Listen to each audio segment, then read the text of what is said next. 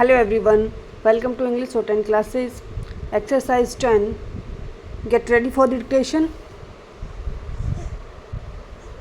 Start. From the high of almost 6% 7 years ago, the fiscal deficit has been brought down to 3.4% in 2018-19.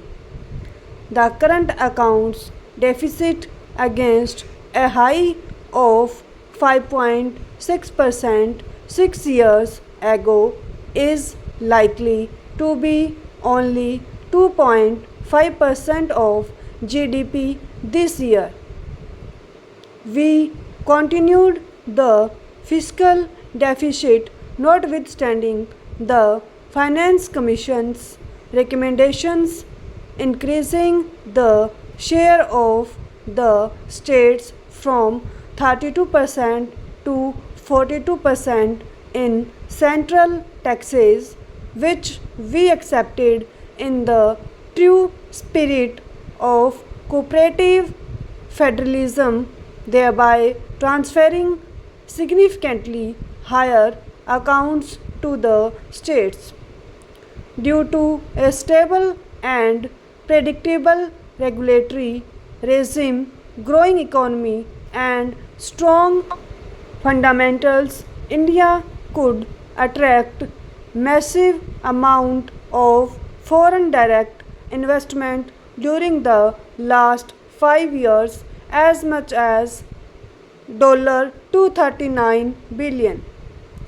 This period also witnessed a rapid liberalization of the FDI policy, allowing most FDI to come through the automatic route.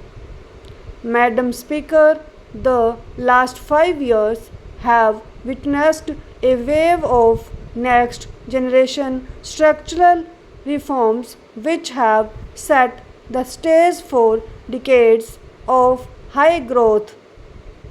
We have undertaken path-breaking structural reforms by introducing goods and services tax and other taxation reforms.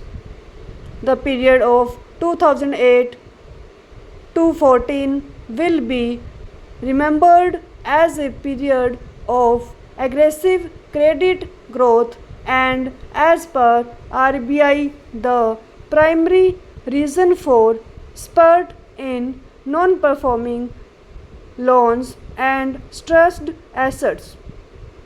Outstanding loans of public sector banks ballooned from rupees 18 lakh crore to rupees 52 lakh crore during this period. Many projects were started that could either not be completed or had low capacity utilization, resulting in their inability to pay back their loans. There were high stressed and non-performing assets amounting to rupees 5.4 lakh crore in 2014.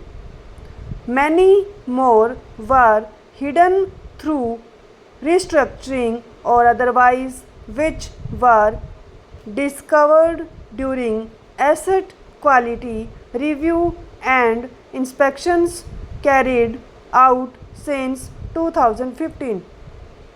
We put a stop to such questionable practices and stopped the culture of phone banking. The 4 rupees approach of recognition, resolution, recapitalization and reforms has been followed. A number of measures have been implemented to ensure clean banking. Through a transparent and accountable process, we recognized these NPS.